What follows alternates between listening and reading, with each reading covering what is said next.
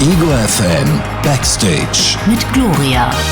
Mit seiner Band hat er über etwas mehr als 10 Jahre 4 Alben gemacht, die den Indie definiert und auch den Sound von egoFM nachhaltig geprägt haben. Mercury Prize und Grammy-Nominierungen inklusive und natürlich Hits wie Left Hand Free.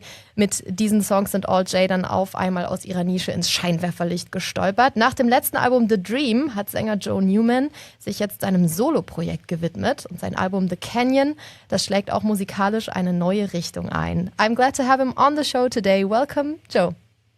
Hi, Gloria. Thanks for having me.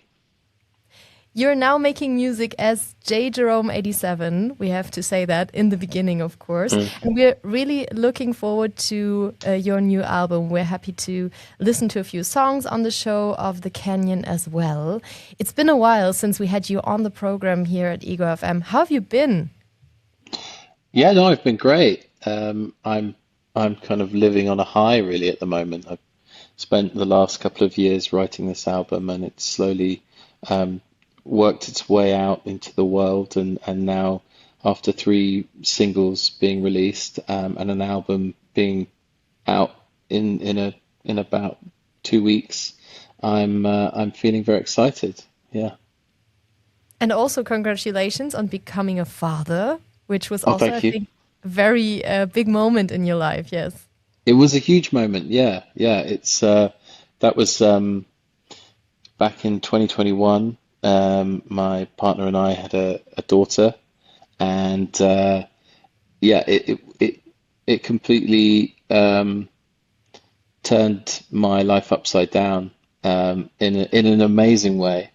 And actually, like, the life I led prior to having a child, I kind of it feels like a dream actually. I'm happy to be living in this world now with someone I love more than myself, and that's disconcerting, but also joyous. And really beautiful. And was that also the time, or when did you feel like you wanted to make a solo record? Or why did you feel that these new songs didn't live in the old J world, or rather in a different world? I think, there comes a point in a band's sort of career where it's healthy to kind of take time out for yourself. And I'm always writing music, and I found that after finishing The Dream, there was still ideas that we had kind of shelved because there was just so much material on that album. And I kind of took those ideas and started forming new ones on top of that. And very slowly I began to realize that I actually had more to write about. And then the birth of my child then meant that the kind of lyrically it was coming from a much more personal place. And, we're all fathers now in the band. And I think I ultimately just didn't feel comfortable writing songs about my daughter in a room full of dads, and I thought I might just do this for myself, and so that's what I did. Also, musically, the record is going down a different road. Like, I've read somewhere it's Motown-influenced Americana meets a British curious mind. Would you describe the album like this? Yeah, I mean, I'll take that description of the album. It's funny, like when you're writing, you're so immersed in it, you don't really know where the edges or the corners of what you're writing are. That it's just you're writing on instinct. And actually, I find doing interviews actually really useful for me because I can learn more about what I've written than I can from analyzing it myself. So I think there were things that I knew I wanted for this album, and that was to write and record in LA. I wanted to work with session musicians. I wanted there to be a live sound underneath the sort of the songs. I wanted there to be a 3-piece harmony group that had a strong discipline in Motown and soul. And I think my writing was evolving to the degree that it was probably at its most American, I think, with this album. So I just wanted to go to the source and create something that reinforced all of that energy that was created through sort of the songs I was writing. And how did you also maybe embrace this different kind of process? Because I imagine with the band, with Alt J, it would be very different in the studio than now booking session musicians and doing all this stuff differently, right? Yeah, I mean, we had to start again, really. I mean, it was daunting telling the band that I wanted to pursue my own career because we've been pretty tight for 15 years. And with that comes a kind of a safety net of chemistry. And actually, you're leaving that world to potentially not find that elsewhere. And so there were risks. And I think I wanted to just do something bold and that sounded outside of the world of Alt J. And I knew that would have to take me to LA. That would mean I would be working with a new producer, because quintessentially they're all potentially Alt J songs, because I traditionally write the kind of the bulk of the material in Alt J. And so this could have been an Alt J album. It just would have sounded more like Alt J because we wouldn't have deviated from Charlie Andrew, our producer, using the band, using the same gear that we've always used. And that would have brought about a certain amount of success, but it wasn't cerebrally satisfying for me going down that channel and creating a fifth album. I think I wanted to do something completely different. So ultimately, I'm very satisfied by the working on this album, and actually what we've managed to achieve. You've mentioned the producer, Carlos, who also played an important role. He's worked with Paramore on their last album. And so it kind of opened up a new world for you as well, going to LA, from Leeds to LA, basically, to record the album. I think the title of the album is also a nod to a coffee place that you visited in Los Angeles. Yeah, it's funny. I'm actually wearing the T-shirt. This you is are? Canyon Coffee. Shout out. Yeah, it's a uber trendy coffee shop in Echo Park in LA, and it was the first when I first sort of visited LA to start recording. I would go the Airbnb I was staying at was really not far from this coffee shop, so every morning I'd go down and get coffee from Canyon Coffee, and I was also wearing a perfume called Corrigan, and then I was listening to this one particular song on repeat, which is by McGee, called "Are You Looking Up?" So originally the Canyon was called, yeah, I love that song. That video is just the music video for that song is just effortlessly cool and enigmatic, and simple.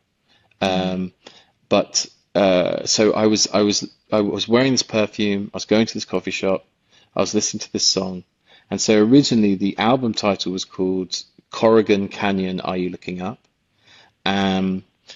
But my manager was like, I think that's going to be hard for people to remember. Would you consider just changing it to the Canyon? And I was like, sure, okay.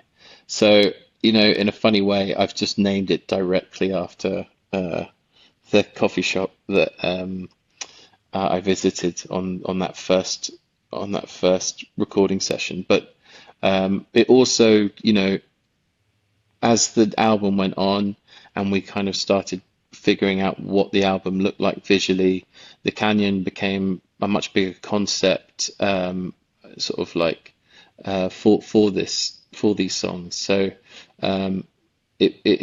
this may have just been the springboard for what it turned out to be. Yeah. I've never been to this coffee shop, but I just imagine you sitting there and maybe some celebrity spotters, some celebrity hunters with you there. Yeah. Did you get recognized or were you like incognito?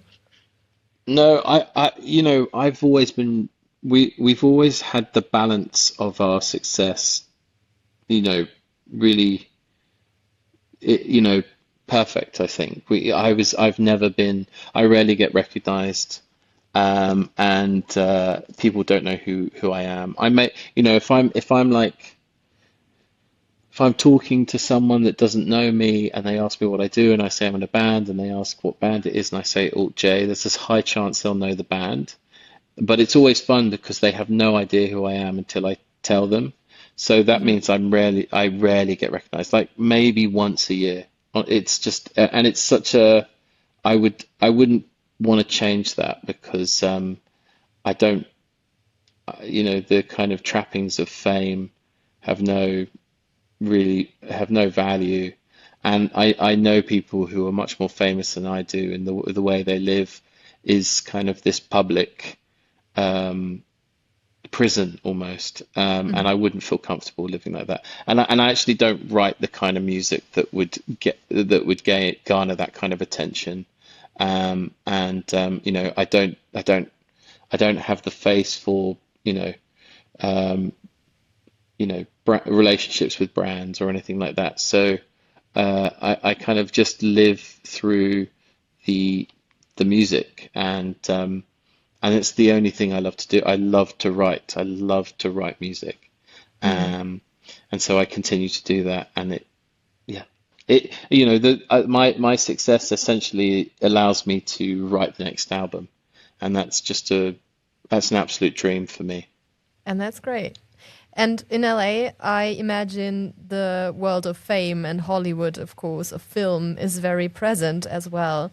And when listening to your album, also it seems to be blurring the lines between cinematic short stories, your own personal experiences. So how maybe Hollywood has been an influence on this album as well? I grew up watching, American cinema. I think, we're all prescribed American culture, and I think cinema is a huge component of the things that we've absorbed from America. Um, and I'm fascinated by sort of visual language, and I think in pictures. And so when it comes to writing, I want to create a space that's quite a spectacle. And so yeah, that is a huge part of, like, lyrically, a huge part of like what excites me most. Um, you know, I would love to be a director, but it's just too much work. Directing is too hard, and so I was like, okay, well, maybe I've directed music videos in the past, I was going to and say, yeah, and that's hard. That's so much work, and I really enjoyed it, and we created some really really cool uh, clips. But the idea of creating like a feature length film is just like you know too overwhelming to imagine, really, for me. So I suppose I kind of like live within the vessel of writing, and kind of like vicariously through that talk about cinema and create these worlds, cinematic worlds, and do my own directing with field recordings. So I think I take a lot of those feelings of like wanting to be a director but not wanting to do the directing into my sort of my visual language of lyrics and song structure and recording. yeah. So you are a lover of cinema, you draw inspiration from films, from movies, and of course their music and film are very much intertwined. You're playing a few intimate in-store gigs in record stores to celebrate the release of the album. And then also there's going to be more shows, for example, a release show in London's Bush Hall. And on October 3rd, I think, you're in New York's Bowery Ballroom. That's Yeah. legendary venues, right? Yeah, no, it is. We played the Bowery Ballroom in 2013, and it's really nice to go back and uh, tread the boards again, I suppose, you know. It, you know, these venues are, as you said, they're historic, and to be part of that history is it means a lot, and you know, I love, you know, I want, ultimately my goal is I want as many people as possible. I mean, like, who doesn't, you know, but I want as many people to listen to the album as possible. So um, I also know that like people want to listen to it live, and you know, if the demand is there, I'll be there. Very cool. So we're looking forward to these new shows, and I wish you great fun on stage as well. And before we're running out of time, last question, of course, I have to ask for all the Alt J fans listening. Do you feel like this solo project is like a small detour, or do you want to explore this further? Do you think there'll be a new Alt J record in the near future? Yeah, I think it is. I think it is a detour, you know, at the moment, and the Alt J is not finished, and there will be an Alt J album down the line. But at this moment, I'm feeling really good at exploring my own voice and being autonomous from the band for a period of time. Um, so, like, yeah, I think, yeah, there will be an Alt J album down the line, though, ultimately. Okay, we'll take note of this. And then I say thank you for being on the show today. And I wish you a great fun playing the live shows for the Canyon. Joe Newman, JJerome87 today on egoFM Backstage. Thank you. Thank you very much.